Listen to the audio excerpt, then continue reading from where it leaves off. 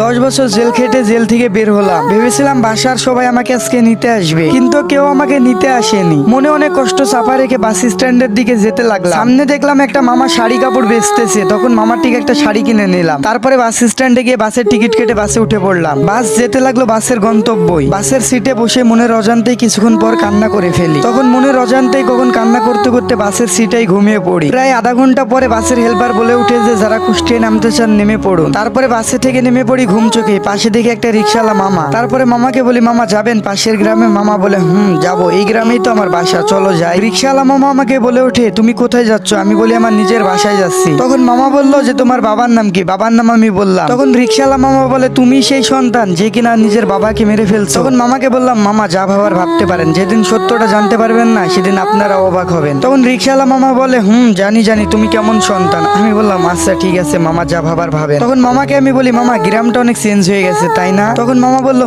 তা তো হবে। আমি বললাম, মামা বাসার সামনে নামাই দেন। মামা বললো ঠিক আছে। তারপরে মামা কিছুক্ষণ পরে আমারে বললো, এখানেই নামো। তখন আমি বললাম, মামা কোথায় নামাই দিচ্ছে? তখন রিক্সাওয়ালা মামা বললো, ওই যে সামনের বাসাটা দেখছো না, ওটাই তোমার বাসা। আমি বললাম, আচ্ছা ঠিক আছে মামা, এই নেন আপনার ভাড়া। নিজের বাসাটাকেও আমি চিনতে পারছি না, কারণ 10 বছর আগে দেখে গিয়েছিলাম কি আর এখন দেখতেছি কি। এখন দেখতেছি বাসাটা পুরো পাল্টে গেছে। বাসার কলিং বেল চাপা মাত্রই দেখি যে মা আমার দরজা খুলে দিল। মা বলে উঠলো, খুনিটা আমার বাসায় এসেছে কেন? কেউ ওকে বেরিয়ে যেতে বল। মা তুমি বিশ্বাস করো, আমি বাবাকে কখনোই হত্যা করিনি। তুই যদি আমার কখনো সামনে আসিস তাহলে আমার মরা মুখটা দেখতে পাবি। এমন কথা বলিও না মা, আজ অন্তত পক্ষে একবার তোমার এই সন্তানকে বুকে জড়িয়ে নাও। তোর স্থান কোথাও নেই আর তোর স্থান কোথাও হবেও না। আকাশ এই খুনিটাকে এখনই বাসায় থেকে বের করে দে। আচ্ছা ঠিক আছে মা, আমি দেখতেছি। তখন হাসান উঠে বলল, ভাইয়া বিশ্বাস করো, আমি আব্বুকে কখনোই হত্যা করিনি। আকাশ উঠে বলল, তুই বাবার নাম মুখে নিবি না, তোর মতো সন্তান যেন কোনো বাবা মায়ের ঘরে জন্ম না নেয়। তখন হাসান বলে উঠলো, ভাইয়া তুমিও আমাকে বিশ্বাস করতেছো না? তুমিও আমাকে এই কথা বলতেছো?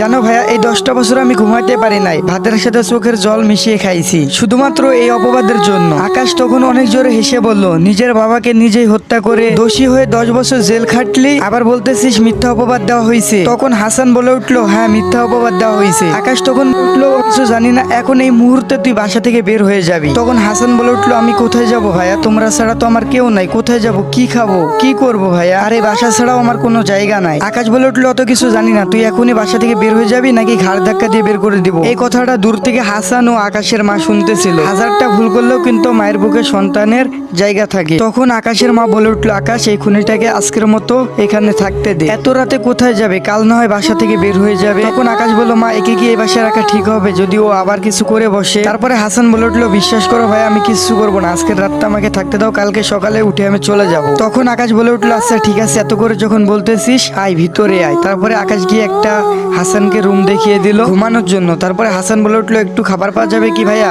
অনেক ক্ষুধা পাইছি। তখন আকাশ বলে উঠলো, তোর এই বাসাতে খাবার খাওয়া হারাম, যদি আরেকটা কথা বলিস তাহলে তোর ঘাড় ধাক্কা দিয়ে বাসা থেকে এখনই বের করে দেবো। তখন হাসান বলে উঠলো, আচ্ছা ভাইয়া খাবার লাগবে না, ঘুমাই। ঠিক রাত 3টা বাজে একটা চিৎকারের শব্দ হয়ে উঠলো। বলে উঠলো, বাঁচাও বাঁচাও, প্লিজ কেউ আমাকে বাঁচাও, প্লিজ প্লিজ কেউ আমাকে বাঁচাও। এমন শব্দ শুনে সবাই বাইরে এসে দেখে হাসান কাজের মেয়ের আয়েশার ব্লাউজের ফিতা খোলা। এমন দেখে আকাশের পায়ের রক্ত মাথায় উঠে গেল। তখন আকাশ বলে উঠলো, কি হয়েছে আয়েশা, তুমি এত কান্নাকাটি করতেছো, কি ব্যাপার? তখন আয়েশা বলে উঠলো, স্যার আমাকে প্লিজ বাঁচান, আপনার ভাই আমার সাথে শারীরিক সম্পর্ক করতে চাইছে, কিন্তু আমি রাজি না থাকায় আপনার ভাই আমার সাথে জোরাজুরি করতে চাইছে। তখন হাসান বলে উঠলো, এই মেয়ে তুমি এত মিথ্যা কথা বলতেছো কেন? তুমি তো আমার রুমে এসে কান্নাকাটি করতেছো। আর বলে উঠলো, তুমি আমাকে ফাঁসাইতে চাইতেছো। তখন আকাশ বলে উঠলো, হাসান একদম চুপ করে থাক, নাহলে তোরে কিন্তু একবারে অবস্থা খারাপ করে ফেলবো। আয়েশা কেমন মেয়ে আর কতটা ভালো মেয়ে সবাই জানে, ওর মতো মেয়েই হয় না গ্রামের মধ্যে, আর তুই কেমন এটা গ্রামের সবাই জানে। আর ঠিক তখনই হাসানের মা আর আকাশের মা ওইখানে চলে আসে। তারপরে বলে, আকাশ কি হয়েছে আর আয়েশা তুই কান্না করতেছিস কেন? তখন হাসান বলে উঠলো, খালা আমি আপনাদের বাসায় আর কাজ করবো না, আপনার ছোট ছেলে আমাকে ধর্ষণ করতে চাইছিল। তখন আকাশের মা বলে উঠলো, আয়েশা তুই এসব কি বলতেছিস? তখন আকাশ বলে উঠলো, হ্যাঁ মা, ও যা বলতেছে সব সত্যি বলতেছে, আমি বুঝে গেছি মা। হাসান কি চায়? হাসান চায় আমাদের এই সমাজে মান সম্মান সব ধুলোয় মিশে যায়। তারপরে হাসানের মা আর কিছু জানতে না চেয়ে হাসানের কাছে এসে 2 গালে থাপ্পড় দিয়ে গাল দুটোকে একেবারে লাল করে ফেলে এবং হাসানের চোখ দিয়ে পানি বেরিয়ে আসে। তারপরে বলে উঠে, তোর মতো কুলাঙ্গার সন্তান এই পেটে ধরছিলাম, বিশ্বাস হচ্ছে না, নিজের বাবাকে তো 10 বছর আগে একেবারে খেয়ে ফেলেছিস, এখন আবার আরেকজনকে খাইতে খাইতে চাইছিস, আর কতজনকে খাবি? তখন হাসান বলে উঠলো, বিশ্বাস করো মা, তোমার কসম, আমাকে এখানে ফাঁসানো হচ্ছে। তখন হাসানের মা বলে উঠলো, ওই মুখে আমার নাম নিবি না, আর